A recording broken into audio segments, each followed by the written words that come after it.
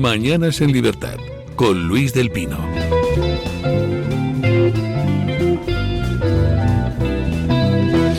...8:42, 7:42 en las Islas Canarias. Momento de empezar con nuestra tertulia hoy con don Asís Timmermans. ¿Qué tal está usted? Buenos días, pues encantado, la verdad. Encantado. ¿Ah, sí? Sí. ¿Por qué? Pues porque no todos los días comparte uno mesa con don Miguel Ángel Quintana Paz. Don Miguel Ángel Quintana Paz, ¿qué tal está usted? Buenos días. Lo mismo digo por partida doble. No todos los días lo comparto con Asís y no todos los días lo comparto con Luis. Bueno, don Miguel Ángel se incorpora a la mesa de tertulia y luego hablaremos un rato largo del libro que acaba de publicar, Cosas que he aprendido de gente interesante, de la Fundación Deusto. ¿Existe gente interesante en el mundo, en realidad? Sí, aunque para encontrar algunos me he tenido que ir 2.400 años atrás. O sea que, o más incluso, Buda es un poco anterior incluso. Sale Buda, sale Sócrates, sale Cristo, sale Platón, sale Aristóteles. Hombre, son gente interesante, ¿no? Más o menos. Ha tenido usted que rebuscar mucho. Bueno, luego hablaremos... No va a hablar siempre de Wittgenstein. También sale. Bueno, Wittgenstein, que es un ejemplo de persona que... Bueno, era un genio intelectual, pero luego era en lo personal un ser absolutamente abyecto y despreciable. No, yo creo que se han destacado a cualquiera de nosotros se nos destacan 3 o 4 momentos un poco complicados y encima los cuentan nuestros enemigos. Ya no sé si estáis pensando en aquello del atizador con Popper, o si estáis pensando que tuvo algún problema con algún padre y alumno, porque el padre alumnos, él después de... A un alumno le pegó una bofetada que le dejó sangrando el oído, o sea, bueno, en fin, hay que ser... Hay un profesor mío, y yo soy mucho más reciente que Wittgenstein, a un compañero mío al cual un profesor le pegó una bofetada y le dejó sangrando un oído, y no es famoso ese señor, de hecho es muy respetable y se mantiene... A uno en mi colegio le partió la mandíbula, quiero decir, pero y además era experto en artes marciales el profesor, o sea, quiero decir... ¿Qué más daba, aparte de artes marciales? Era de estos de GB, de todos, de que daba literatura y varias cosas. Buena. Sí. Y artes marciales. Bueno, don Miguel Ángel ha tenido que rebuscar mucho para encontrar gente interesante de la que aprender. La UCO no ha tenido que rebuscar tanto, porque resulta que en los dispositivos electrónicos incautados a Koldo García, pues hay una mina de información. Koldo García había acumulado en un par de pendrives pues toda una serie de documentos gráficos, sonoros, textuales, que implican a mucha gente en todas las guarrerías corruptas en las que Koldo García estaba inmerso. Entre la documentación sonora encontrada en los dispositivos de Koldo García, pues parece ser que hay una grabación donde salen Koldo, Ábalos y Santos Cerdán hablando abiertamente sobre que 4 constructoras les adeudan 400.000 euros en mordidas. Ya saben ustedes que anteayer la UCO registró el domicilio de Ábalos y la sede de varias empresas constructoras, incluyendo la sede de una empresa dirigida por un amigo de Santos Cerdán. Con lo cual, pues se plantea una situación muy interesante, que es que muy posiblemente Santos Cerdán vea cómo el Supremo cursa un suplicatorio contra él dentro de poco para imputarle en la causa. Así que tendríamos a Pedro Sánchez con número 2 sucesivos imputados por corrupción. Vamos, más interesante no puede estar el panorama. Sí.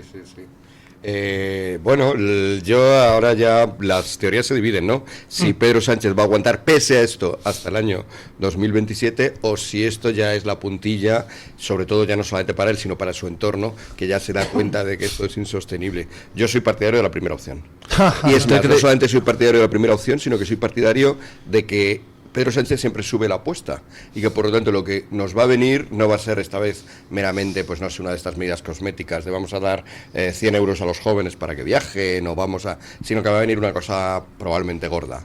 Me refiero a propuesta de ponencia constitucional, de enmienda constitucional, propuesta, cualquiera de estas cosas que de repente referéndum sobre la monarquía, efectivamente, que desplazan cambio de la ley orgánica electoral, que se pueda cambiar, ahí sí con una mayoría absoluta como la que parece que de momento conserva, es decir, algo que desplace absolutamente el foco y empecemos ahora a hablar de eso y no de Santos Cerdán. Sí, o sea, el artículo de Redondo de hace un par de días era en esa línea, ¿no? El Rasputín de poco pela. Que ha vuelto, por cierto. Estaba abandonado y ha vuelto, o sea que es un indicio más en esta línea, ha vuelto a los no sé quién decía hoy, ¿no? Que cuando tienes que recurrir a tu ex para que alguien te haga caso. Sí, lo que pasa es que es muy preocupante, Un apunte entre paréntesis, si me permiten, un fiel servidor del gobierno, a sueldo, al que le pagamos nosotros el sueldo, que es Javier Fortes, dice que es periodista, creo, advertía ayer muy iracundo de que la UCO había dado varios traspiés y que esta grabación o esta presunta grabación se suponía a él que era real, que respondía a la realidad, porque si no, advertía el mercenario, porque si no, la reacción del gobierno será furibunda. Contra la UCO. Contra la UCO, claro. Contra todos. Quiero decir, supongo yo que en este momento estarán dando con mucho cuidado la UCO y otras personas para no dar este revés, y supongo también, supongo no, tenemos la certeza de que hay varias personas a sueldo del gobierno, del partido, o sea, a sueldo nuestro, que están conspirando para destruir la investigación y para destruir el procedimiento de muchas maneras. Una, por supuesto, puede ser introducir acusaciones falsas para luego desmontarlas y desacreditar, digamos, a los investigadores. Bueno, con respecto a lo de la capacidad de Sánchez de resistir, que planteaba don Miguel Ángel, dos alternativas: o va a resistir a pesar de todo, o se va a dar cuenta de que esto ya es insostenible y convoca, y que él cree que va a resistir a pesar de todo, y que además incluso pues puede subir el nivel para tratar de desplazar el foco. Bueno, yo creo que estaremos de acuerdo en una cosa: independientemente de que resista o no resista, su capacidad de resistencia hoy es menor que hace 2 días, después de estos datos que están saliendo sobre Santos Cerdán. Es decir, está hoy en una posición más débil que hace 2 días. Pero lo hace más peligroso, porque su reacción solo puede ser mucho más gorda. Un momento, porque tenemos un ejemplo curioso que demuestra que ya su capacidad de reacción no es la misma. Cuando se produce la debacle de las elecciones municipales del 28M en 2023, inmediatamente sale gente del Partido Socialista, empezando por Eduardo Madina, a decir que Sánchez les lleva al desastre. ¿Qué hace Sánchez en ese momento? Pues coge y corta de raíz toda disidencia interna por el procedimiento de convocar elecciones para el 23 de julio. Aquí estamos viendo como ya en el Partido Socialista se alzan voces, incluyendo Eduardo Madina atacando directamente a Sánchez, Felipe González pidiendo elecciones anticipadas, Paje pidiendo elecciones anticipadas, y ya Sánchez no tiene fuerza para reaccionar como reaccionó tras el 28M. Ya no tiene la capacidad de decir, pues convoco elecciones y corto de toda disidencia de raíz. Ya la disidencia está corriendo libremente por dentro del Partido Socialista. ¿Por qué? Pues porque Sánchez sabe que si convoca elecciones va al matadero, o sea, las pierde, no va a poder revalidar su gobierno. Por tanto, ya no es alguien suficientemente arrogante como para decir, pues ahora convoco y vais a cerrar filas de alrededor mío, sino que es alguien que dice, bueno, pues intentaré resistir. Está en una posición enormemente débil y yo no creo que vaya a poder resistir mucho más. Pero en cualquier caso, si resiste a lo de Santos Cerdán, no importa, van a venir más cosas. Y en algún momento traspasará su límite de resistencia. Sí. Lo que no sé es cuándo. Claro, eso está claro. Lo que pasa es que últimamente me refiero a los últimos 7 años, siempre la apuesta de seguirá pese a esto ha ganado frente a la apuesta de con esta ya cae. Y por eso yo, que soy conservador en esto al menos, pues me mantengo con esa apuesta que de momento me ha rendido pingües beneficios cuando se hace económicamente viable. Dice que yo soy conservador en esto al menos. En Luego esto me al menos. explica en qué no es conservador. Perfecto. Y además está en parte explicado en el libro, o sea que así conectamos. La cuestión es que yo me hago una pregunta, es decir, es verdad que esto debilita, o sea, no voy a decir, no voy a, esta gente que eleva a Sánchez a una especie de omnipotencia e invulnerabilidad absoluta, no soy de esos. Es cierto que lo hace más débil y que en alguna de estas caerá, yo creo que en esta no, pero en alguna caerá. Ahora bien, ¿cómo se va a defender mejor de esta y de todas las anteriores? Por cierto, porque esto no anula todo en la ristra que viene arrastrando. ¿Cómo se va a defender mejor de todo esto? ¿En el poder o fuera del poder? ¿Cómo se va a defender mejor? Si olvidamos una cosa, que es el prestigio, la imagen, el honor, todas esas cosas que ya hemos visto que no le importan, ¿no? Más que cuando se traducen en votos. ¿Cómo va a resistir mejor? ¿Quedándose o yéndose? Va a quedarse. ¿Cómo resiste mejor el fiscal general del Estado? ¿Quedándose o yéndose? Y por eso se queda. Pues yo creo que resiste mejor yéndose si es capaz de alcanzar un pacto con Feijóo, que no creo que Feijóo... Pacto de impunidad. Bueno, esa sería la jugada más inteligente. Esa es una opción que seguramente le gustaría barajar. Lo veo difícil, porque ¿qué gana Feijóo con esto ahora? No estoy negando que por principios morales Feijóo lo fuera a impedir. Eso daría en términos de ganar, en principio, Feijóo, un poco en la línea de lo que estamos diciendo, está viendo curiosamente cumplidas sus esperanzas. No hacer nada y esperar a que el poder... Eso daría para un programa, Quiero decir, si tú tienes como objetivo vital o como objetivo inevitable la limpieza y la regeneración de un Estado completo, de las instituciones corruptas, eso es una tarea que tienes que querer emprender. Esa tarea la quiere emprender Feijóo. No lo decía en broma. Sí.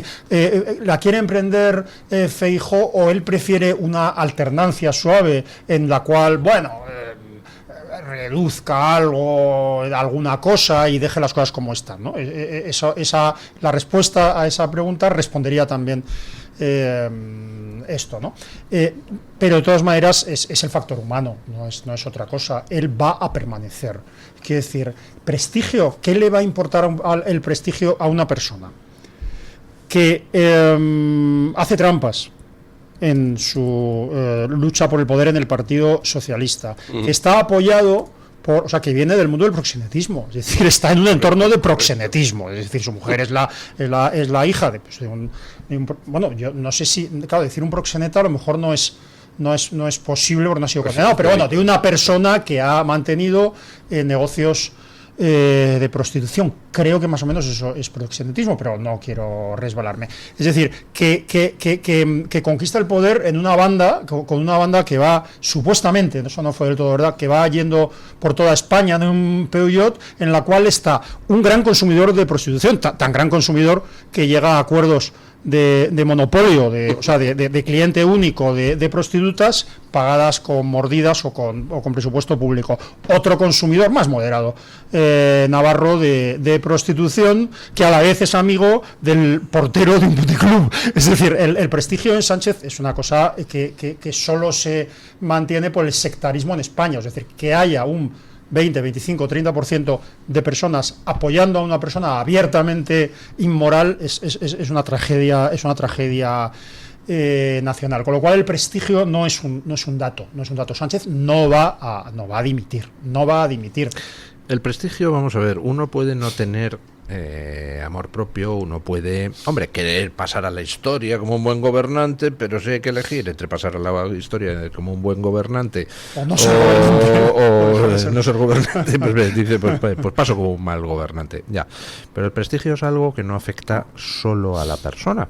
Recordemos que Sánchez es un señor que preside la Internacional Socialista. Recordemos que Sánchez la ha comprado, seguramente la ha comprado. Y habría que ver qué tiene Delcy Rodríguez que decir sobre el origen del dinero con el que la ha comprado. Sánchez es un señor que tiene relaciones con distintas personas en la Unión Europea, incluyendo una muy buena relación con Ursula von der Leyen. Entonces, pues a ti puede no molestarte el pringar, pero a lo mejor a los que están a tu alrededor resulta que no les gusta demasiado tener que relacionarse con alguien tan pringado. Cuando dentro del mundo de la alta política, pues las corrupciones se permiten, se toleran, pues porque en el fondo hay muchos que son absolutamente corruptos. pero hombre, con, digamos, un poco de decoro, un poco de pulcritud. Ya cuando uno empieza a salir en los papeles día sí y día también como un corrupto cutre rodeado de puteros y cocainómanos, y que además pues no tienen ningún tipo de cuidado a la hora de meter la mano en la caja, pues entonces los que se relacionan contigo dicen, pues procuraré no acercarme, no sea que me pringue también el asunto, ¿no? Sí, no, la verdad es que ese argumento tiene bastante peso. Yo quería sacar a colación, si podíais recordar, hacer un poco de historia, ¿no? En los anales. Historia a estas alturas es 3 semanas o 4 semanas. Perdona, Miguel Ángel. Sí. No es tan poco, pero tampoco va a ser mucho más allá. A historia de los presidentes del gobierno. No sé si recordáis un presidente del gobierno de principios del siglo XXI llamado José Luis Rodríguez Zapatero, que también pensábamos en el año 2011 que había salido con absoluto desprestigio entre sus propias filas, tuvo un bajón en aquel momento histórico para el PSOE porque tenía 100 y algo. Recordemos que luego con Sánchez alcanzarían los 85 diputados. Pero bueno, en aquel momento era histórico que se hubiera quedado con 100 y poco. No se había ni siquiera presentado a la reelección. Había un oprobio general pues por lo que había hecho con España, por cómo había generado discordia en España. Todo esto lo recordamos, ¿no? Ha estado ahí. Hoy Zapatero se sienta a la mesa de algunos de los que tú has citado, Luis, y otros también bastante oprobiosos, con toda naturalidad, yo diría más bien con toda desvergüenza, ¿no? Y esto es así porque, desgraciadamente, cuando un partido, el PSOE, y una mentalidad, lo que algunos llamamos el PSOE State of Mind, la mentalidad PSOE, cuando una mentalidad copa la hegemonía en un país, es capaz de justificarlo todo. Y por eso hoy vemos a un tipo que está envuelto seguramente también en actividades totalitario-criminosas en Venezuela, ya que ha salido de él, sí, en esta charla. Actualmente, ya no estoy hablando de que nos hayamos olvidado de lo que hizo hasta 2011, actualmente, que está presentándose como adalid de esa dictadura, y sin embargo es un contertulio habitual, es una voz habitual, es un interlocutor habitual. Y públicamente defensor de la dictadura china, perdón. Públicamente quiero decir, institucionalmente, quiero decir que tiene una fundación destinada a representar la dictadura china. ¿Hay alguna razón sobre la que tú has escrito y pensado mucho más, por la cual además es que el delito que acompaña a la izquierda, lejos de desacreditarla, la refuerza? O sea, es decir, la admiración mítica, de alguna manera, que tiene la izquierda por cualquier terrorista, por cualquier persona que haya asesinado. Es decir, como nosotros vemos, por ejemplo, en Cataluña, he cambiado de un poquito de tal, pero por ejemplo, que un señor que puso una bomba a un matrimonio en el pecho y destrozó el cuerpo ¿no? el señor Sastre, que se va a tertulias y le pagan por es decir, la izquierda y el nacionalismo tienen, que vienen a ser lo mismo, tienen un gusto por el crimen. Pero a mí hay un argumento que está un poco manido, pero es así, ¿no? Que es que lo que está ocurriendo, es bueno recordarlo, es un poco pues lo viejo de Tomás de Quincy, ¿no? O sea, es decir, hemos empezado, o sea, este crimen, esta legislatura empieza con un pacto con los peores criminales, es decir, los que dan un golpe de Estado, que es el peor crimen que se puede cometer en un sistema político, un pacto con los asesinos, porque Bildu, uno puede decir que sea un grupo terrorista o no, uno puede pensar lo que quiera, pero que está compuesto por asesinos, es indiscutible. Pues, por ejemplo, en las últimas elecciones municipales, 9 asesinos y unos 90 terroristas solo en su lista. Quiero decir, empezamos acordando el gobierno y acordando todo con criminales, con comunistas, narcochavistas, con golpistas. Claro, y al final acabamos yendo de putas con dinero público. Perdón por la expresión. Bueno, hablando de esto que decía, de que, en fin, lo que uno hace al final pringa lo que hay alrededor. Vamos a la pausa publicitaria, pero antes les leo un tuit de ayer de Bojan Pancevski, que dirán, ¿quién es Bojan Pancevski? Bueno, pues es el corresponsal jefe de política europea del Wall Street Journal. Y decía, el número de imputaciones e investigaciones de corrupción en relación con el gobierno español y la familia del primer ministro Sánchez Castejón es extraordinario, y citaba un artículo de anteayer del Times, donde a Pedro Sánchez se le llama el galgo de Paiporta, se comenta lo del bulo de la bomba Lapa, se habla de todas las imputaciones de corrupción, etcétera, etcétera, etcétera. Vamos, que Pedro Sánchez y todas sus guarrerías anexas pues ya son famosos a nivel mundial. Pausa publicitaria y nos vamos a hablar de Leire Díez, porque hoy tenemos por un lado la información sobre ese audio que implica a Santos Cerdán directamente en el cobro de mordidas a cambio de la concesión de obra pública, pero también tenemos una noticia interesantísima del Español que nos aclara un misterio. ¿De qué vivía Leire Díez en estos últimos meses mientras el PSOE la ponía a rebuscar basura contra la UCO? Bueno, pues ya sabemos quién pagaba a Leire Díez. Gaspar Zarrías. Pausa y a ello. El Toro TV también es Radio Libertad. Los grandes deportistas como Carlos Alcaraz siempre quieren más. ¡Más! ¡Más! Nueva gama de El Pozo Bienestar más proteínas. Pavo, pollo y jamón cocido, ahora con un extra de proteínas. Para los que quieren siempre más. El Pozo, 70 años siendo uno más de la familia. La historia que conocemos no siempre refleja la verdad. Los presos del Valle de los Caídos, lugar de sufrimiento y trabajos forzados. El jueves 12 de junio a las 7 de la tarde, Alberto Bárcena, historiador y ensayista especializado en historia contemporánea e Iglesia Católica, desvelará muchas incógnitas. Llama e inscríbete al 91 616 2464 o enviando un correo a clubdeamigos@clubdeamigos.org. Podrás asistir de forma presencial o conectarte desde tu propia casa. No faltes, te esperamos.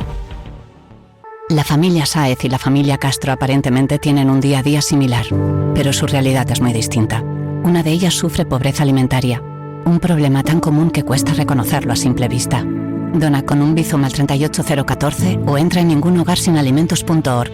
Fundación La Caixa y CaixaBank a favor de los bancos de alimentos. Fernando Paz regresa al Club de Amigos. El jueves 19 de junio a las 7 de la tarde. España, Europa y Donald Trump. ¿Cómo influyen en nuestra posición actual los aranceles y las relaciones con Marruecos y el norte de África? Analizaremos el impacto del wokismo en el panorama político y social. Reserva ya e inscríbete llamando al 91 616 2464 o enviándonos un correo a clubdeamigos@clubdeamigos.org. Podrás asistir de forma presencial o desde tu propia casa. Atención, amantes de la música, no te pierdas el gran concierto del maestro Ramón Torrelledó, la Sinfonía número 40 de Mozart y el Concierto para piano número 3 de Beethoven. Dos joyas inmortales, con la fuerza única de Torrelledó y la pianista Rosa Torres Pardo, Premio Nacional de Música. Sábado 28 de junio en la Sala Sinfónica del Auditorio Nacional. Entradas ya a la venta en tiendas y web del Corte Inglés. No te lo pierdas.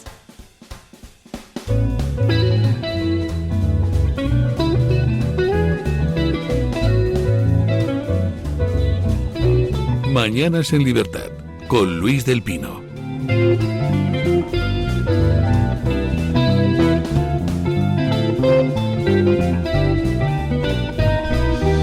Bueno, pues tenemos ya resuelto el enigma de quién pagaba a Leire Díez, mientras Leire Díez se dedicaba a rebuscar basura contra la UCO.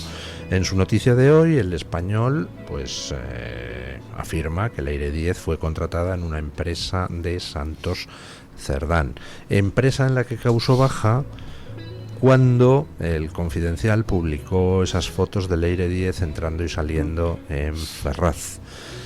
Y mientras estaba a sueldo de Gaspar Zarrías, que recordemos fue condenado en el tema de los ERE de Andalucía, pues resulta que Leire Díez se dedicó, entre otras cosas, a llamar a medios de comunicación, a ponerse en contacto con medios de comunicación para ofrecerles vídeos sexuales con los que desprestigiar a un fiscal molesto para los separatistas.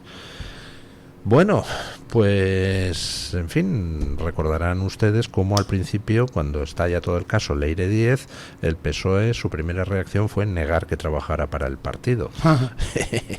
Bueno, pues ya vemos dónde ha quedado ese tipo de argumentación. Por supuesto que trabajaba para el partido, por supuesto que era la cloaca del partido, y a mí eso lo que me dice es algo importante sobre el grado de debilidad de Sánchez. Lo débil que tiene que estar Sánchez y lo aislado que tiene que estar incluso de su propio partido para tener que encargar la labor de cloaca a alguien tan torpe como Leire Díez, que se ha dejado grabar por Aldama, se ha dejado grabar por el coronel, por el teniente coronel ese de la Guardia Civil o capitán imputado también en la trama de Aldama. Es decir, es pues como una especie de Pepe Gotera y Otilio del espionaje cloaquil, ¿no? Claro, lo que pasa es que esto me recuerda a ese error absolutamente de inteligencia militar que se cometió durante la Segunda Guerra Mundial, cuando veían los aviones que eran derribados y se fijaba uno sobre todo en cuáles eran los puntos en los cuales tenían más balas, para de ahí deducir que eran las zonas pues más débiles. Y sin embargo, al cabo de un tiempo se dieron cuenta de que no, de que ahí las balas se acumulaban precisamente porque aunque la bala diera en esa zona del ala o del fuselaje en general, no se caía y entonces volvía a llegar otra, volvía a llegar otra, volvía a llegar otra, hasta que ya por fin, con una sola que llegara al punto neurálgico, ahí ya se caía. Quiero decir, la comparación es, Leire es la que hemos pillado. Es la que conocemos. Es muy cutre, claro, por eso es la que hemos pillado. ¿Significa que todos son igual de cutres? Bueno, al resto no los hemos pillado. ¿Cómo son el resto? ¿Cómo son los que no hemos pillado? Probablemente sean de un poco más de nivel, aunque es verdad que se han tenido que abrir el abanico para incluir incluso una Leire. Es verdad que de una excelencia absoluta no son. Pero yo sigo siendo cauto de verdad, porque el Partido Socialista es una desgracia que nos ha caído a España desde hace ya muchísimo tiempo. Ya lo empezó siendo, ¿no? Sí. Las amenazas de Pablo Iglesias pose al que entonces presidente del gobierno, amenazas nada más y nada menos que de muerte, y lo ha seguido siendo durante la República, durante es verdad que durante los 40 años de Franco pues no hicieron nada porque no eran nada, porque no había prácticamente socialistas en España, pero bueno, el historial es amplísimo. Yo soy de los que recuerda, aunque empecé siendo bastante pequeño, luego ya era más joven, en la etapa final de Felipe González, soy de los que recuerda perfectamente lo que era Felipe González. Es decir, el PSOE es un enemigo muy, muy, muy poderoso y muy difícil de tratar. Yo, en todo caso, debo confesar una cierta incapacidad para analizar este tipo de cosas, ¿no?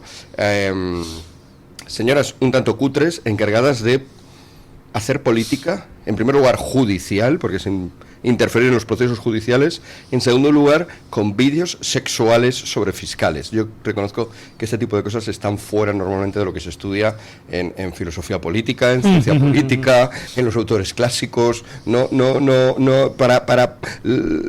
Las herramientas quizá para analizar esto nos tendríamos que ir a la etapa más degradada del Imperio Romano en historia, en la que sí que es verdad que había aspectos de lo más truculentos a los cuales esto ya se parece muchísimo. Lo que pasa es que también creo que tenemos una cierta deformación a la hora de contemplar las mafias, ¿no? Porque películas como El Padrino o cosas así nos han hecho un poco de daño. Uno se imagina a Tom Hagen, ¿no? O sea, Tom Hagen, el consigliere, es un vulgar asesino y es un vulgar asesino y normalmente probablemente sería un personaje similar, sería más tosco que lo que se nos presenta, ¿verdad? Pero obviamente el que le corta el cuello por detrás al traidor de turno, pues no es precisamente un caballero, ¿no? Aunque a veces los grandes asesinos sí tienen formas exquisitas. Yo lo que creo es que en el PSOE, que es una organización fundamentalmente criminal a lo largo de las décadas, pero yo lo que creo es que la impunidad en las últimas décadas del PSOE ha configurado un sistema de incentivos que ha beneficiado el delito.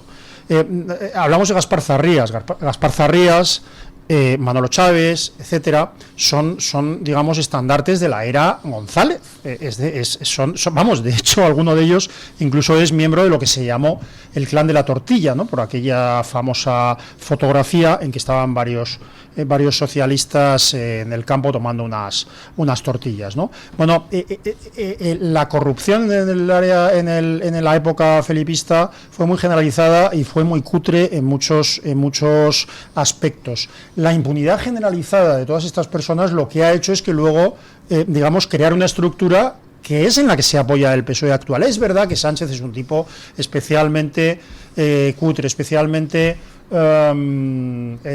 tóxico, ¿no? O sea, hasta ahora todo lo que viene de Sánchez, a excepción de sus padres, parecía que iba desde la prostitución hacia abajo. Es decir, eso casi la prostitución era lo más honrado que ocurría aparentemente en el entorno de Sánchez, ¿no? Pero todo eso se apoya, todo eso es posible por aquellos polvos. Es decir, esto es una continuidad, no es que de repente Sánchez haya tomado... Es decir, la toma del Poder Judicial, por ejemplo, o el asalto al Poder Judicial fue posible pues porque eso lo planteó un partido socialista allá por 1985, además en colaboración, por cierto, con un tal Vandrés, que fue el que presentó la enmienda que, porque no se atrevían los del PSOE todavía, presentó la enmienda que ponía en manos del Parlamento la elección completa de todos los miembros del Consejo General del Poder Judicial. La ley de cajas que propició el asalto de los políticos a las cajas y un daño económico y político brutal, es que es del año 86, quiero recordar el 80. Yo estaba en un lugar privilegiado, porque no es que sea muy mayor, es que yo estaba estudiando Derecho en la universidad, y mientras iban saliendo estas leyes, las íbamos estudiando. Y tenía un profesor magnífico que iba previendo las consecuencias. Esta ley del Poder Judicial, José Antonio Alonso de Antonio, al cual mando un abrazo si me escucha desde el cielo. La ley orgánica del Poder Judicial tendrá esta consecuencia, la ley de cajas tendrá esta consecuencia. Todo se ha ido cumpliendo. Lo que pasa es que, claro, dice, bueno, pero no era previsible un personaje como Pedro Sánchez, ¿no? Como lo sería usted, que es un amante, como lo sería el mulo en las novelas de Asimov. Sí, Sánchez, o sea, el corrupto, el que se mueve en las cloacas, el que utiliza a Leire Díaz, que es en la que hemos visto, pero el que utiliza a Gaspar Zarrías, el que utiliza a una corrupción generalizada. Zapatero es la corrupción generalizada.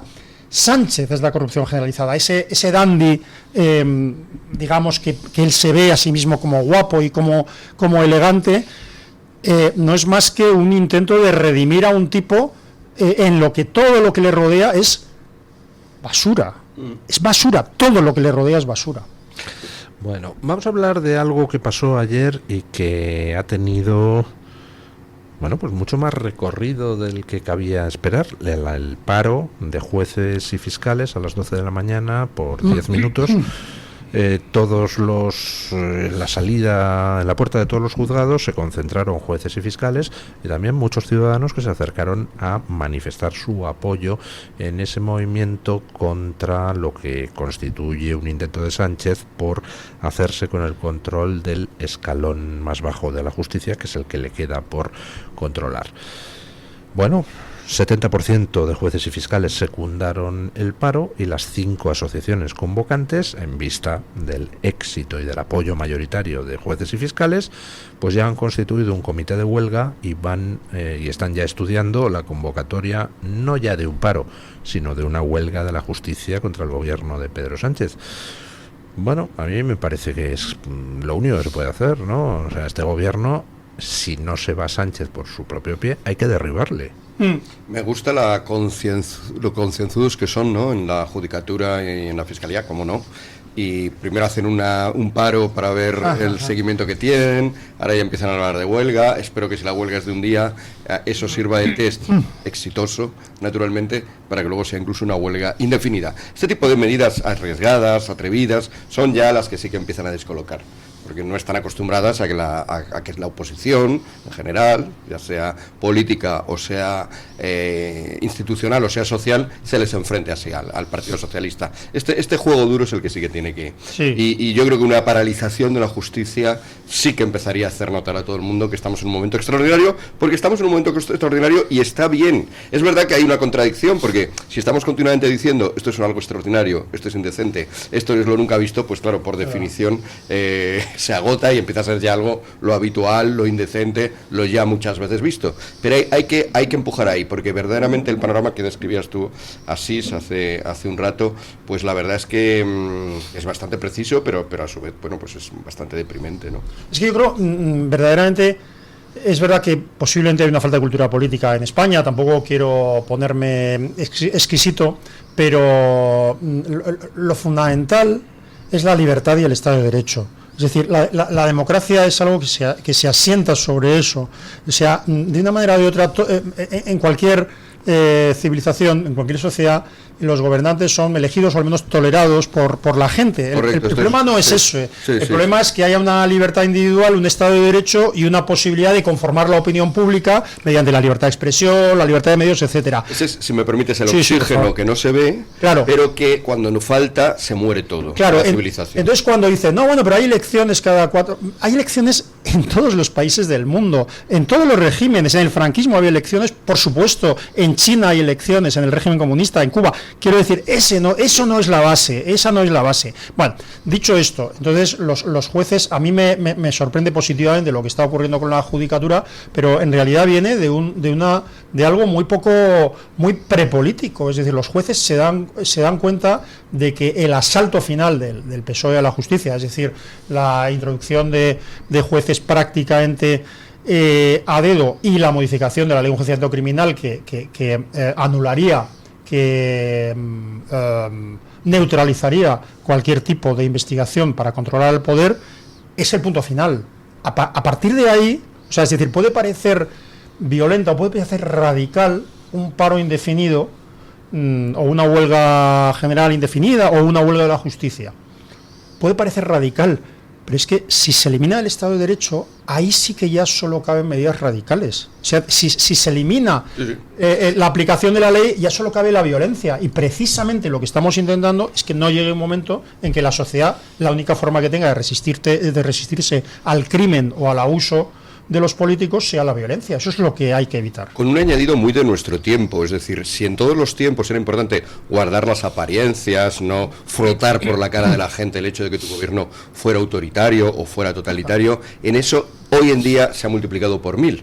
Y hoy justamente una apariencia de que todo sigue igual, porque sigue habiendo jueces, sigue habiendo fiscales, lo que pasa es que los jueces ya no pueden instruir, los fiscales están ahora a las órdenes de un fiscal general del Estado que está a las órdenes del gobierno y por lo tanto solo instruyen contra la oposición. Esa apariencia de que todo sigue igual, en realidad haya cambiado todo, es fundamental ahora, y ese es justo, junto con el control del periodismo, que ya está muy avanzado, por desgracia, porque recordemos que más de la mitad del espacio mediático español actualmente está todavía haciendo la ola a este gobierno y está transmitiendo el mensaje de este gobierno, que es que en realidad hay una oposición que no sabe muy bien, ya recurre a todo. Recurrir a todo es recurrir a la justicia, pero ellos dicen recurre a todo con tal de desbancar al gobierno de su lugar.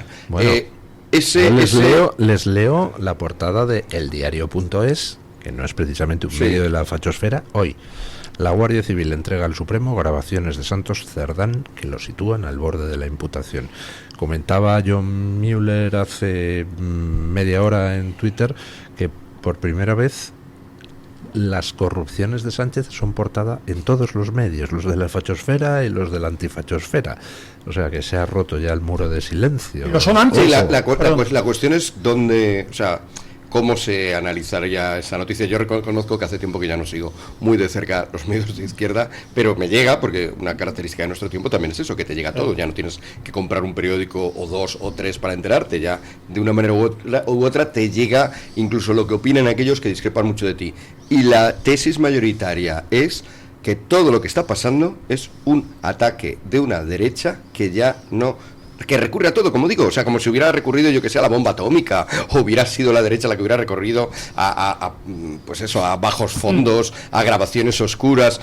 Le dan la vuelta y piensan que recurrir a la justicia es por algún motivo, lo que tú decías, Asís, por algún motivo, como hemos votado de aquella manera, porque tampoco hemos votado a Sánchez mayoritariamente, tiene 120 y pico diputados, tampoco es que sea una mayoría absoluta, pero como hemos votado a Sánchez, cualquier cosa que vaya contra Sánchez va contra la democracia. Esta tesis...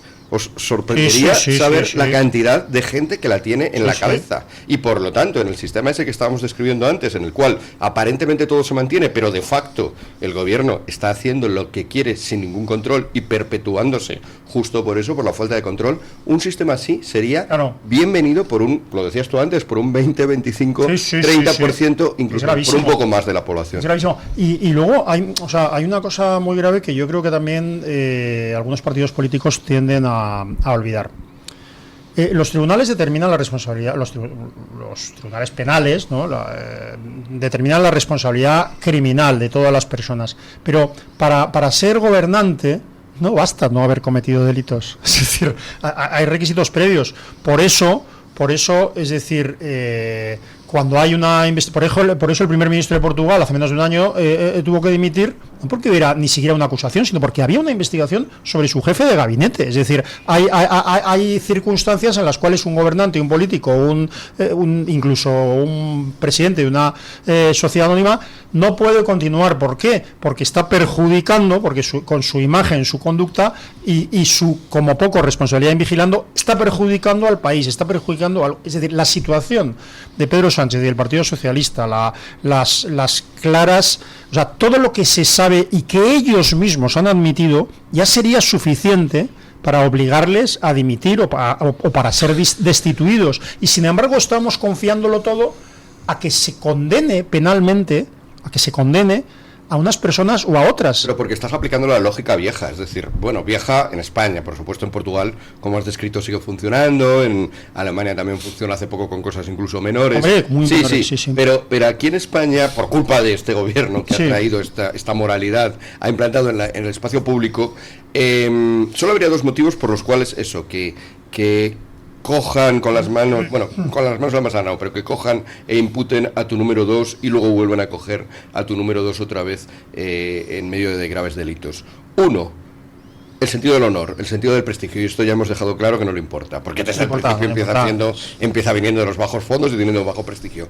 Dos, por patriotismo. Por amor a tu país, porque piensas que tu figura está haciendo más mal que bien. Esto tampoco está aquí, tampoco está en el panorama, ni se espera, porque de hecho está aliado, como constatación práctica, Pedro Sánchez está gobernando y está aliado, está concediendo todo lo que puede a los que quieran destruir el país. O sea, que lejos de tener una preocupación patriótica por el país, tiene más bien lo contrario. Bien, cuando tenemos un elemento así, un factor así, sin escrúpulos, ni por su propio prestigio, ni por el bien del país, es un elemento, claro, que rompe todas las lógicas. Sí. Y por lo tanto yo creo que la única pregunta que ellos se hacen es ¿cómo puedo beneficiarme más? ¿Cómo puedo salir mejor de esta? ¿Cómo puedo tener más recursos para librarme de la que me cae? Y la respuesta es siempre con el poder. Por lo tanto, con el poder, no sí.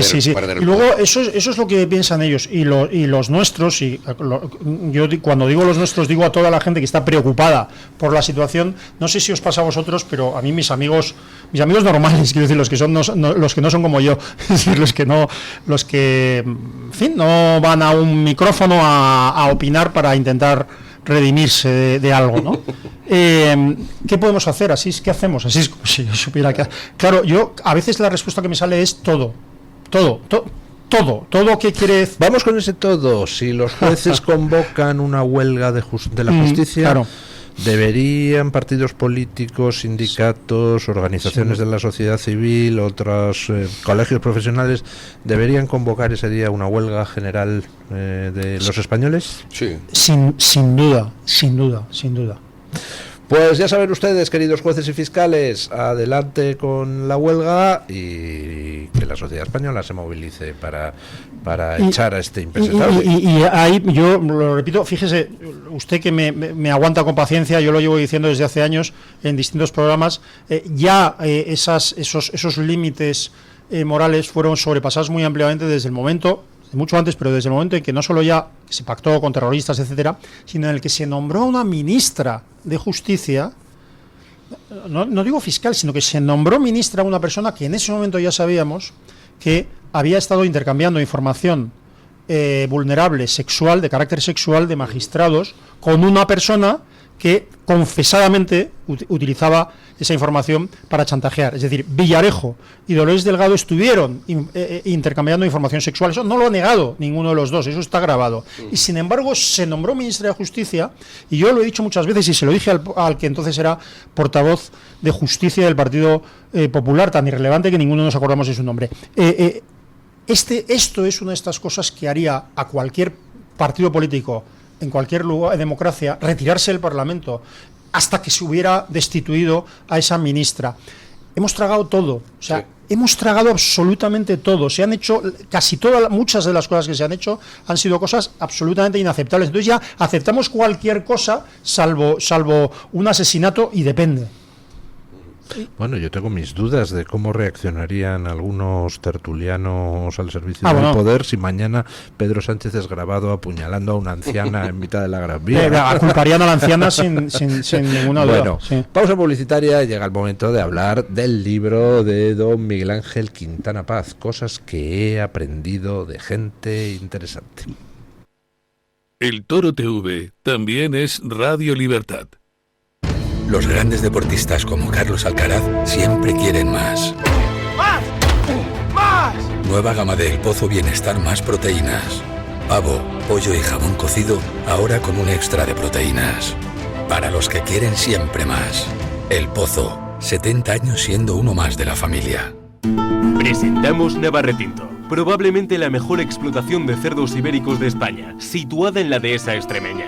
Durante la montanera, los cerdos se alimentan de bellota de encinares sostenibles. Nuestra denominación es de bellota 100% ibérico, mención exclusiva pata negra. Navarretinto tiene como norte la excelencia. Si le gustan los productos ibéricos, llámenos al 91 625 02 28, con total garantía de satisfacción. El DHA Omega 3 es clave en el funcionamiento normal del cerebro, la visión y el corazón. Si te preocupa el deterioro asociado a la edad, debes tomar DHA. El DHA de Mederi Nutrición tiene certificación IFOS, máximo estándar de pureza y calidad. Busca DHA Pure NPD1 o visita ahora mederinutrición.com. ¿Se siente solo en la gestión de su negocio? En Sabido Asesores ofrecemos asesoría fiscal, contable y jurídica especializada en pymes, autónomos y oficinas de farmacia. No solo tramitamos, le ayudamos a tomar decisiones y optimizar impuestos. Contáctenos al 911 610 347 o en sabidoasesores.es. La doctora Margarita Esteban, especialista en medicina estética desde hace más de 25 años, llega a Madrid con el revolucionario tratamiento Endolit para el rejuvenecimiento facial y corporal. Elimina grasa y tensa tu piel con la tecnología láser Endolit, sin necesidad de quirófano, sin baja de recuperación, con resultados en una sola sesión. Visita a la doctora Margarita Esteban en la clínica Sandra Oliveira en Antonio de Maura 7, El Retiro, o agendando tu cita de evaluación en el 689 707 317. Disfruta de la radio, del medio de comunicación más creíble. Radio Libertad, Madrid 107.0.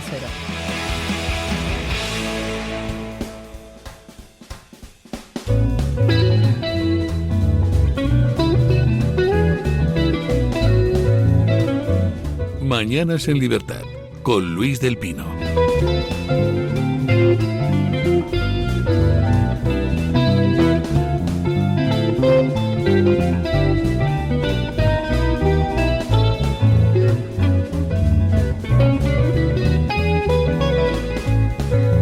Bueno, cosas que he aprendido de gente interesante. Filosofía, política y religión. Autor Miguel Ángel Quintana Paz. Editorial Deusto. ¿Cuánta gente interesante ha encontrado usted, don Miguel Ángel, y ha incluido en este libro? Pues mucha, porque son bastantes capítulos, son capítulos cortitos, o sea que se puede leer no solo rápido, sino además picoteando, aunque sí que los he intentado organizar, ya no solamente porque cada capítulo hace referencia a una persona interesante, de esas gentes interesantes, y está en el título para dejarlo claro, sino también porque uno podría pues leer el libro un poco, pues eso, picoteando. Ahí voy a ver qué cuentan aquí de Sócrates, que ya lo hemos mencionado, voy a ver qué cuenta aquí de Aristóteles. Hay gente más reciente, que no se piense que es un libro de... ¿Hay algún contemporáneo hay contemporáneos, hay contemporáneos, no solamente hay contemporáneos, sino que hay contemporáneos de todo pelaje. O sea, yo, claro, la noción de interesante tiene una ventaja, es que es muy amplia. Hay personas... Sánchez podría ser calificado de interesante. Podría ser interesante, aunque no le he dedicado ya eso. Probablemente si tuviera que hacer 2 o 3 volúmenes ya sí que estaría en alguno, pero de momento no. Pero, por ejemplo, por mencionar una persona interesante en este mal sentido de la palabra, Greta Thunberg. Y Greta Thunberg me sirve para hablar de cómo debería ser una propuesta a favor del medio ambiente pero no progresista, no Greta Thunbergiana, no a favor del cambio global del mundo bajo un gobierno mundial, sino una política más conservadora, más arraigada a tu espacio, a tus lugares de toda la vida, a la naturaleza, ¿no? Que al fin y al cabo estaría bueno que fuera algo solo de izquierdas, el amar la naturaleza. Y ya digo, desde ella hasta, pues, hay un capítulo dedicado a Luis Argüello, que es el presidente de la Conferencia Episcopal Española y que voy a tener la fortuna de que sea uno de los que presente el libro este lunes, por cierto, aprovecho para invitar. Demos los datos. Próximo lunes. El lunes a las 19:30. Día 18 de junio. 16. El lunes es 16, perdón. El 16 de junio a las 19:30 en la Fundación Pablo VI, que está aquí en Madrid, en el Paseo Juan XXIII. Son muchos papas, Juan XXIII, Pablo VI, pero la fundación es Pablo VI y el paseo en el que está es Juan XXIII número 3. Bueno, pues ahí lo presentamos. El libro tiene un subtítulo que está ahí en la portada, que es Filosofía, Política y Religión, porque están agrupadas. La gente importante, la gente interesante está agrupada en esos 3 bloques, que al final son los temas de los que siempre hablo, ¿no? Mezclados, a menudo muy intrincados unos con otros. Pues bien, de filosofía llevamos una filósofa a la presentación, Mariona Gumper, filósofa, columnista en El Debate. De política, pues llevamos a un político y tengo la fortuna de que venga nada más y nada menos que Santiago Abascal, el presidente de Vox. Y de religión, pues busqué a alguien que estuviera metido en el mundo de la religión y que mejor que un obispo o un arzobispo de Valladolid y además ahora presidente de la Conferencia Episcopal Española, don Luis Argüello. El capítulo dedicado a él son unos consejos críticos sobre qué cosas tienen que cambiar en la Iglesia española, ¿eh? O sea que está lejos de ser una especie de homenaje laudatorio, ditirámbico, nada de eso, ¿no? Y luego también viene a la presentación, es verdad, Álvaro Nieto, que es el director de The Objective, que es el periódico en el que suelo escribir. De toda la gente interesante que usted ha incluido en su libro, ¿quién es el más interesante? El más interesante. Pues hay uno que sale en un par de textos, es verdad, en uno combinado con Sócrates, que también es bastante interesante por sí mismo, y luego en otro más dedicado a él en exclusiva, y luego en otros muchos capítulos salen discípulos suyos.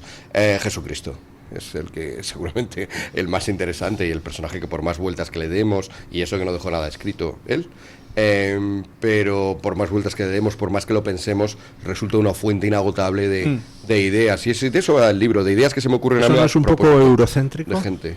Totalmente eurocéntrico, aunque debo decir que hay algún capítulo dedicado a Buda, como he dicho antes, que ya se saldría un poco, pero es verdad que es muy crítico con Buda, porque lo que viene a decir es que nuestra sociedad europea, occidental, pues está adoptando últimamente algunos modos, por ejemplo, la obsesión con no tener sufrimiento, ¿no? La obsesión con ya no solo pasarlo bien, sino esa especie de invulnerabilidad, pues eso es típicamente... ¿Coincide usted conmigo en que la infelicidad está muy infravalorada? como mínimo la propuesta de este otro gran personaje interesante que decíamos, que era Cristo, es la de que el sufrimiento no es que tenga que desaparecer de la faz de la tierra, sino que tienes que conseguir darle sentido, ¿no? Él, siendo Dios, no solamente no prescindió del sufrimiento, que es el propósito del budismo, sino que lo asumió y a partir de ahí le dio un sentido superior. O sea que ya en eso nos diferenciamos completamente en la civilización que surge de ahí, la occidental, y la civilización en estos casos de inspiración budista. También se habla algo sobre el Islam, y también de manera crítica, o sea que sí, no lo había pensado, pero tiene toda la razón usted, Luis, es muy eurocéntrico. ¿Todas las civilizaciones son igualmente respetables o hay unas civilizaciones más valiosas que otras? El concepto de respeto, bueno, yo creo que el concepto de respeto deberíamos atribuírselo a las personas más que a las civilizaciones o a las ideas o no digamos ya a las obras concretas. Hay cosas que se hacen por ahí que no merecen ningún respeto. Las personas en principio sí, tenemos a una dignidad intrínseca que merece respeto, pero yo creo que, como decía Gustavo Bueno, la mejor muestra de respeto ante alguien a veces es desafiarle, es mostrarle en qué está argumentando mal, en qué se está equivocando, ¿no? Forzarle, eso es cuando porque además estás apelando a una de sus partes más honorables, su razón, o sea que estás ya implícitamente reconociendo esa dignidad y le estás respetando. Las civilizaciones como tal, pues por supuesto las hay mejores y peores.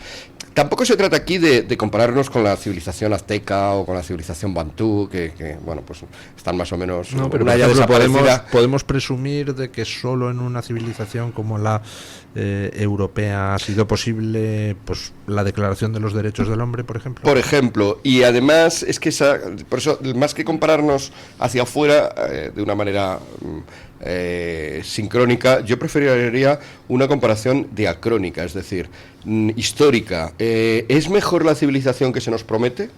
Esta nuestra, para la que ya se está implantando y la que se nos promete para dentro de 5 años, de 20, algunos ya hacen planes a 50 años. ¿Eso es mejor o es mejor lo poco que nos queda de lo que teníamos antes y lo que hemos logrado, lo que hemos alcanzado durante siglos y siglos de esplendor científico, de esplendor técnico, de esplendor filosófico, de esplendor también moral, aunque nunca hayamos estado a la altura de nuestras... Este libro, que es un enunciado del pensamiento de Miguel Ángel Quintana Paz, ¿es una llamada a la acción? He querido ser cauto y ya desde el título por eso me refugio en la gente interesante, ¿no? Pero que yo creo que es en el fondo lo que tenemos que hacer todos, ¿no? Darnos cuenta de cuánto les debemos a los demás. Sí, es verdad que hay muchas ideas mías y quien quiera conocer mis ideas, pues ya he dicho que muchos de los capítulos utilizan, no son capítulos biográficos, o no es una especie de manual de pensamiento para que veas son anclas, son anclas a veces a partir de ahí para reflexionar, a veces alejándonos mucho de lo que dice un autor. Por cierto, esto viene a cuenta de ya que hablábamos de si queríamos que nuestra civilización siguiera el camino que lleva, que parece que es hacia peor, no hacia mejor, o queremos recuperar y mantener los esplendores de nuestra civilización. Eso es lo que explica un poco lo que dije antes, ¿no? Sobre el conservadurismo, ¿no? No me considero exactamente conservador, porque como diría Ernst Junger, que también estaba muy preocupado por lo que pasaba y no sale en el libro, sale ocasionalmente, pero no se le dedica un capítulo. Como diría Junger, para ser conservador tendríamos que tener aún algo que conservar, y por desgracia va quedando muy poco, probablemente exagera, sí que quedan cosas, sí que quedan, conectando con la charla que hemos tenido, sí que nos queda algo de Estado de Derecho, sí que nos queda algo de libertad, claro que sí, nuestra propia radio que lo lleva en el nombre, sí que nos queda algo, es verdad, y eso sin duda hay que conservarlo, pero yo creo que ahora nuestra actitud, y conecta con la pregunta que hacías, ¿no? Sobre si era un manual de acción, nuestra actitud tiene que ser más proactiva, más de recuperar, de rescatar, alguno diría reaccionario, pero en el sentido de eso, de reaccionar también frente a lo que pasa para volver a esas fuentes. Y yo lo comparo esto como con una catedral que algunos señores han estado destruyendo progresivamente. No está destruida del todo, hay zonas que sí, hay capillas que ya están desaparecidas, reconozcámoslo, hay techos que ya no existen y por los cuales entra el agua, el granizo que cayó ayer en Madrid, vienen también los insectos y todo se va pudriendo, pero todavía quedan capillas con el techado, todavía quedan columnas, todavía quedan los cimientos prácticamente en todas todavía partes. Se puede restaurar. Y se puede restaurar. Bueno, eso es un mensaje optimista. Yo también creo que se puede restaurar. Y de hecho podemos vivir en las zonas que quedan intactas, podemos vivir, descansar, formarnos, leer este libro u otros, para luego salir a las zonas que ya han sido destruidas e intentar batallar por ellas e intentar reconstruirlas. Es que, perdona, pero sí, a veces, no, si me lo permites, sí, dale. A veces a mí hace un tiempo me llamaron para dar una charla en un ámbito muy peculiar, porque no sé por qué me llamaban a mí para... era una agrupación del PP en Teruel, era una cosa un poco, no sé, pero muy bien, o sea, muy agradecido y encantado, que estuve con Alejandro Nieto, por cierto, con Álvaro Nieto, por cierto, y entonces yo dije, mira, lo más urgente que creo que hay que tratar es la historia, y lo decía en serio, no era una paradoja, porque si no entendemos, por ejemplo, es una tontería, pero en la situación actual, la reacción, digamos, de lo que es la derecha contra el ataque a la democracia, al Estado de Derecho, por parte del socialismo, un amigo me decía, bueno, claro, pero es que en este país hay que tener cuidado porque ya aquí hubo una guerra civil precisamente por este tipo de enfrentamiento.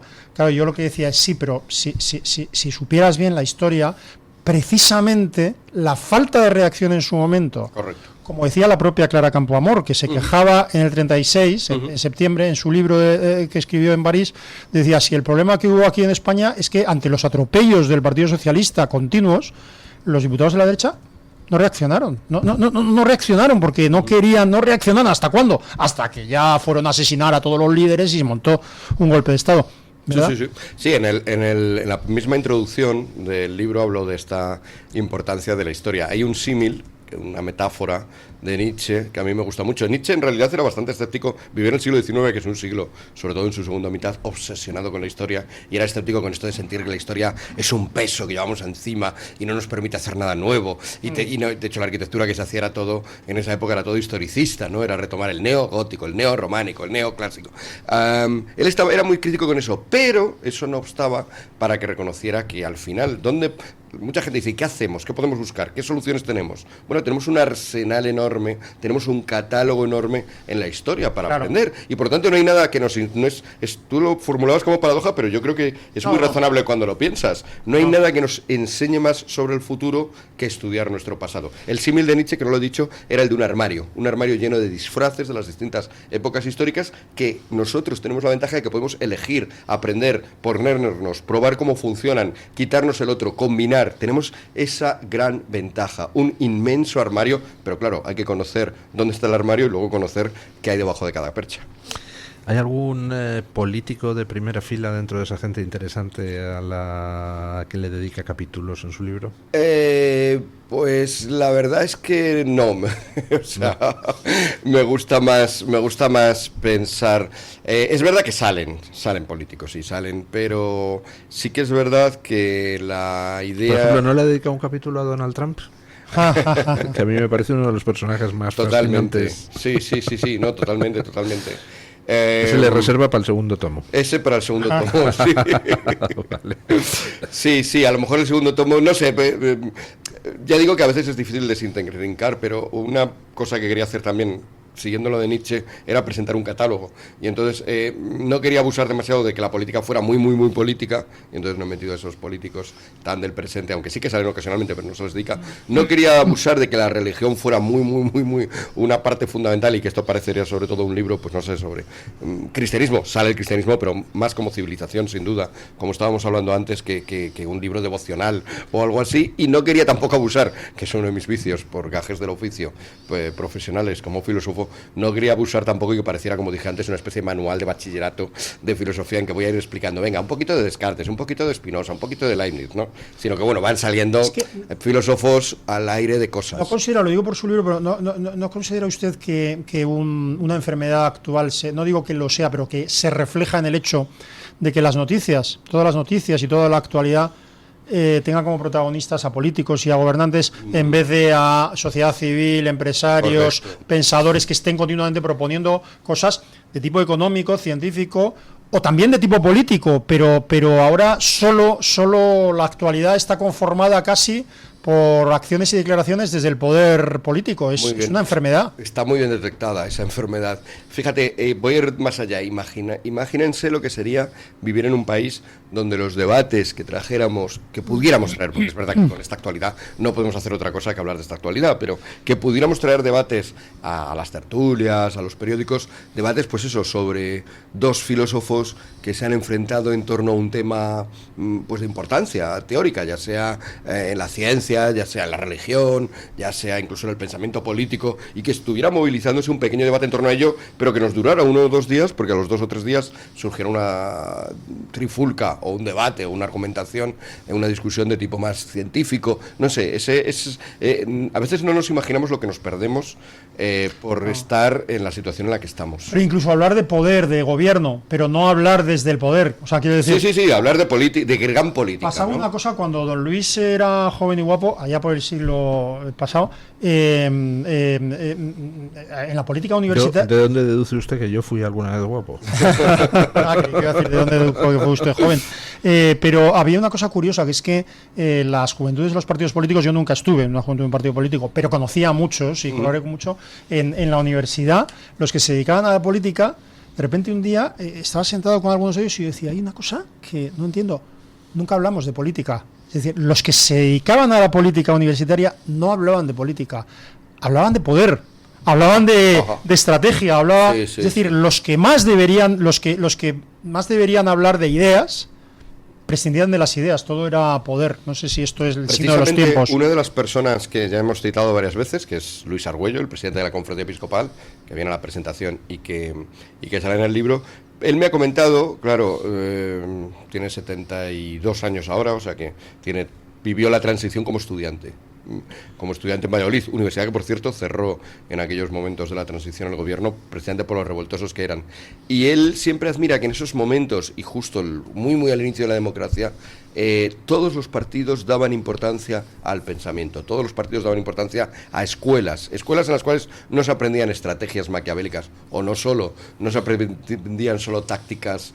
más o menos taimadas, o no solo, sino que se aprendía también eso sobre el pensamiento político. Y él añora un poco esa situación, y he de decir que de una manera que le honra mucho y generosa, por eso le gustan instituciones como ISEP, como el Instituto Superior de Sociología, Economía y Política, donde trabajo y donde dentro de poco tendremos un curso de verano en el que participará don Luis, el 18 al 20 en el Escorial, del 18 al 20 de julio, no de este mes, sino del mes que viene, porque justamente lo que hacemos en el ISEP, el Instituto Superior de Sociología, Economía y Política, es eso, abordar las cuestiones del presente desde el pensamiento, abordar las cuestiones de la política, abordar las cuestiones de la propia filosofía, de qué está pasando con nuestro mundo, la geopolítica, que se ha convertido en un asunto clave también ya para entenderlo todo. Bueno, todo eso, todo ese ímpetu de saber para luego, una vez que has comprendido el mundo, ya actuar en él, que no resulta muy original decirlo,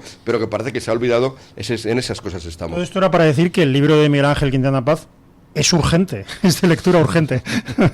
Bueno, hay una crítica bastante inteligente que me han hecho, y es que yo he reivindicado en uno de los textos el no leer ningún libro que tenga más de 1000 años. Y entonces, no leer ninguno que tenga más de 1000 años. No, perdón, no leer ninguno que tenga menos, eso. Es que había un famoso historiador que le preguntó, una señorita le preguntó, ¿ha leído usted, no me acuerdo qué libro? Y decía, señorita, ¿tengo aspecto yo de haber leído algo que tenga menos de 1000 años? Es Hans-Georg Gadamer. Era filósofo, más que historiador, aunque es verdad que muy buen conocedor de la historia de la filosofía, y efectivamente le llegaban con la última novedad editorial y le dijeron, ¿no se ha leído todavía esto último que ha salido? Y él entonces respondió de esta manera. Creo que en la anécdota original es un estudiante en vez de una estudiante, pero la frase misma. Tengo yo pinta de haber leído algo publicado en los últimos 1000 años. Bueno, esa idea que yo defiendo, es verdad, tenemos que leer cosas que es un poco lo que estamos diciendo, ¿no? La actualidad probablemente, por ser como es, nunca nos lleva a toparnos con Platón o con el pensamiento político de Platón, pero hay que intentarlo. Y por lo tanto, bueno, 1000 años parece un plazo razonable. Si son 900 tampoco pasa nada, no nos vamos a poner estrictos. Perdón que aproveche, pero uno lee la epopeya de Gilgamesh, o por supuesto la Odisea, pero uno lee la epopeya de Gilgamesh, y además de ser apasionante, hace falta una buena edición, porque si lo lees fragmentariamente pues es un poco, pero lo lees y te das cuenta de que es lo más moderno, no, moderno no es la palabra, pero de que es una cosa apasionante, actual, y está escrito... De lo poco que ha cambiado el ser humano desde entonces, en los 5.000 años. De que esa sociedad antigua no solo era dinámica y era apasionante, sino que era muy liberal en muchos sentidos, perdón por el palabra, ¿verdad? O sea, a Enkidu le hace hombre una prostituta, y le hace hombre enseñándole las virtudes del sexo y del alcohol. Es decir, es una cosa tan apasionante.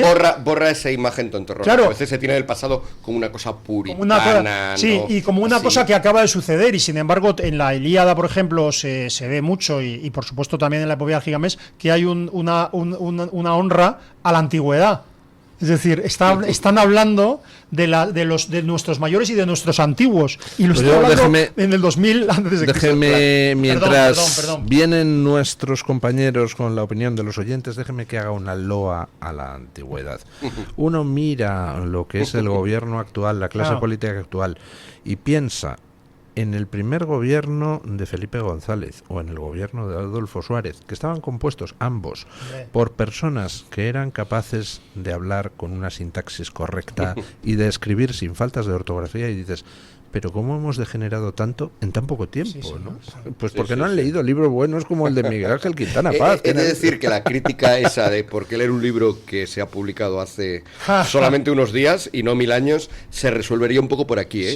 Sí. Por esa, Porque de te nuevo, por anima- esa gente interesante que sale y que en muchos de los casos Te lleva, tiene te más. lleva a leer. Ese sería el éxito mayor del libro para mí, ¿no? Que alcanzara Resultado, X ventas. no hay que leer libros que tengan menos de 1000 años de antigüedad, salvo el de don Miguel Ángel Quintana Paz. Claro, que te anima, que Hemos además corregido a Gadamer. te anima y te ayuda a leer libros que tengan más de 1000 años. Claro. Sí, sí, no, si a mí alguien me dijera, gracias a esto, o a ti te dijera alguien, gracias Hombre. a lo que acabas de decir, me he leído el Gilgamesh. Es que esto, Eso claro, te claro, satisfaría esto es lo mejor. extraordinariamente. Yo recuerdo a una compañera, más yo creo que la conoces, bueno, Andrea, no digo el apellido, pero una persona que una muy joven, una científica Excelente ahora, bióloga. excelente, y entonces una vez yo digo, bueno, le pregunto, ¿pero ¿y por qué te ha dado a ti por estas ideas del liberalismo y tal? Y extrañada me dijo, bueno, pues escuchándoos a vosotros, a ti, no sé. Y entonces yo, claro, mi cuota era muy pequeña, pero pensar de que algo de lo que yo dije llevó a una persona, además inteligentísima en este caso, a leer a algún clásico, Sí, sí. es decir, no puede haber nada mejor.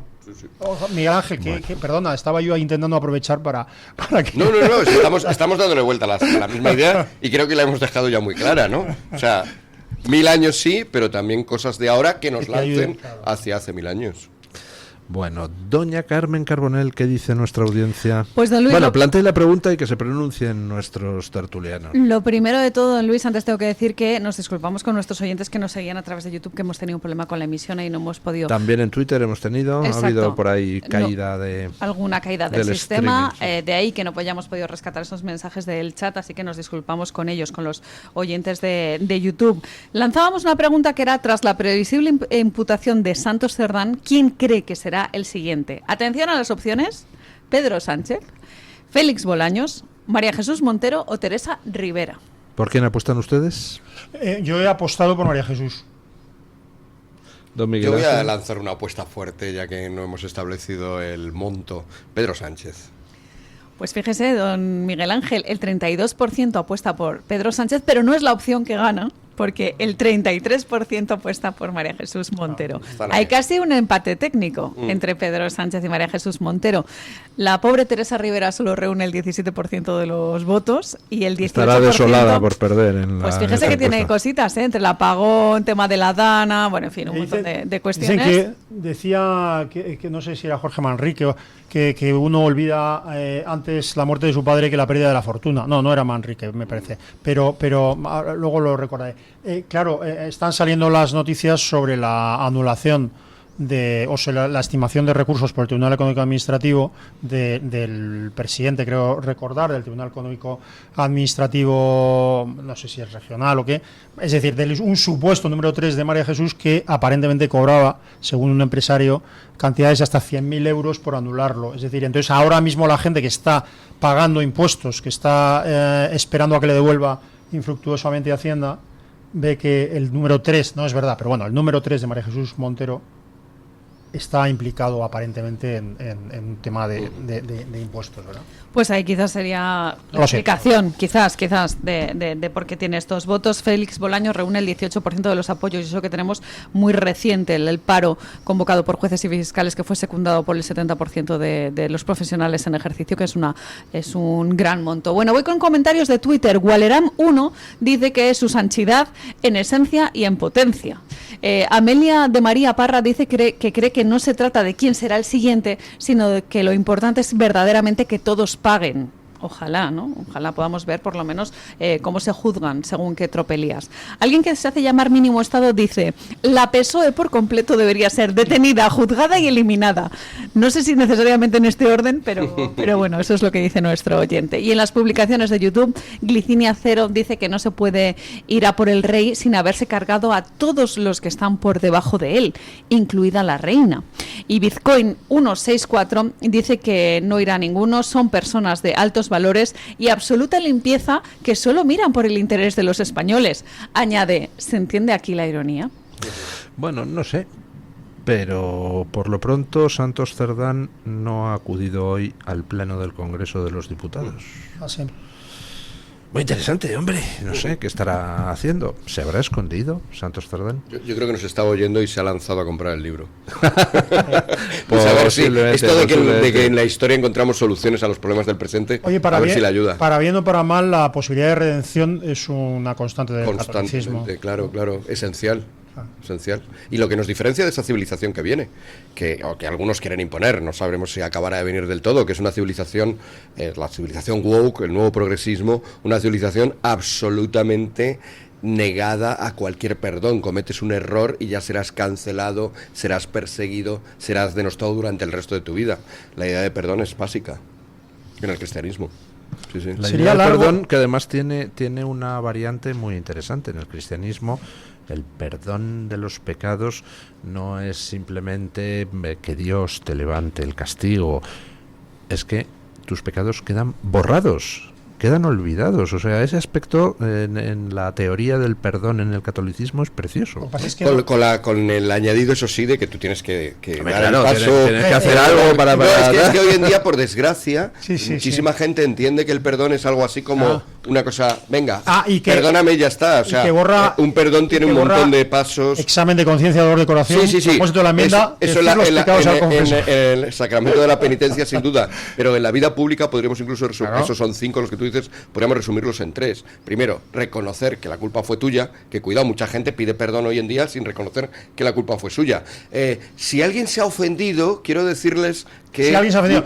Lo siento, no, tú no lo sientes porque la gente se ha ofendido. Tú lo tienes que sentir porque tú lo tienes que sentir porque el dolor de pecados es que tú lo ves mal. Punto, déjame, que es que si me apresuro, porque me vas a interrumpir a la mitad. Soy muy docente y si he dicho voy a contar 3, voy a contar las 3. O sea, y si me sacas voy a volver y se va a quedar un lío. Entonces, punto 1, reconocer que has tenido culpa, que lo has hecho mal. Punto 2, comprometerte de una manera fuerte a no volverlo a repetir, que eso es también ahora que algo que no pasa, ¿no?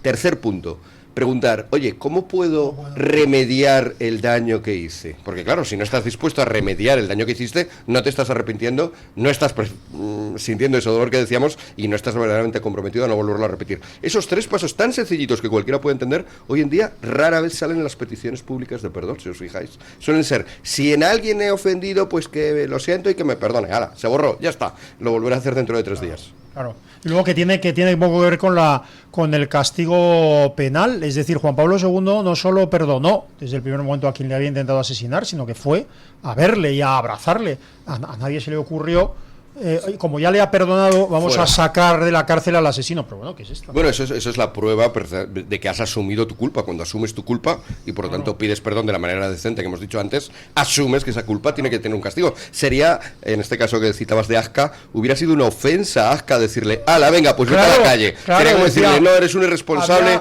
eres un niño pequeño que no se entera de nada y no tienes que pagar por había una tus pequeña actos. Novelita, por eso es complicado lo que dices, había una pequeña novelita de hace muchos años, de un país nórdico que se llamaba El hombre que quería ser culpable, y es una sociedad en la que no le deja a un hombre ser culpable, sentirse culpable de haber golpeado y asesinado a su mujer, ¿no? Porque ha sido la sociedad y el hombre decía, no.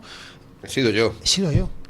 Doña Carmen, que le quitamos la palabra, ¿no puede ser? Ay, perdón. Pues don Luis, nos quedamos ya sin tiempo, así que hasta aquí llegan los comentarios de la audiencia. Eso sí, vamos ahora, si le parece bien, con el punto final de esta tertulia, despidiendo a los Muchísimas gracias, don Asistimmermas, muchísimas gracias, don Miguel Ángel Quintana Paz, un hombre que ha encontrado personas interesantes mirando a su alrededor. Aquí también, ¿eh? Gracias, doña Carmen Carbonell, por traernos la opinión de los oyentes, y efectivamente ponemos punto final a la tertulia con don Paco Linares, que hoy nos quiere hablar de perros domados al hilo de la ley Bolaños. Buenos días, don Paco. Eso me parece a mí, don Luis del Pino. Buenos días y gracias. Para que vivan tranquilos los sinvergüenzas, su familia y sus cómplices, Bolaños quiere nombrar sus jueces, hacer legal lo que es injusto, y le respalda la O de obrero del PSOE. Así se robó en Andalucía al obrero que le votaba, y encima los tontos le siguen votando. Y los chorizos, amnistiados. Los jueces independientes son malos, como Peinado, la jueza Mercedes Alaya y muchos más magistrados, fiscales y demás. letrados. Bueno, pues ahí tenemos a los buenos, que son Conde Pumpido, Álvaro García Ortiz, muy buenos según los miembros y miembros del PSOE. Pero como los nacionalistas cuando roban o expolian y se saltan la Constitución, los magistrados independientes no les dejan en paz, pues a quitárselos de en medio. El gobierno Bolaño quita y pone, alabados sean ellos, y un corte de manga para el pueblo que los votó. Nuestros gobernantes quieren crear un pueblo que sea estúpido, inculto y sin valores, que confunda lo legal con lo justo. Para eso pondrán ellos a sus jueces sin oposiciones. A lo largo de esta investidura se habló mucho de los jueces, pero nada sobre la justicia. El problema está en que nadie controla a los que tienen la responsabilidad de impartir justicia, justicia justa, pero que según se puede comprobar en cientos de miles de sentencias o en decenas de miles de procedimientos, se hace en contra de lo que indica la Constitución. Según el gobierno, hay que domar a los jueces como se doman a los perros, para que ataquen a quienes ellos quieran y cuando quieran. Y como dicen los socialistas de Cártama, en Málaga, eso es lo que hay. Pues mañana más y mejor. Punto final.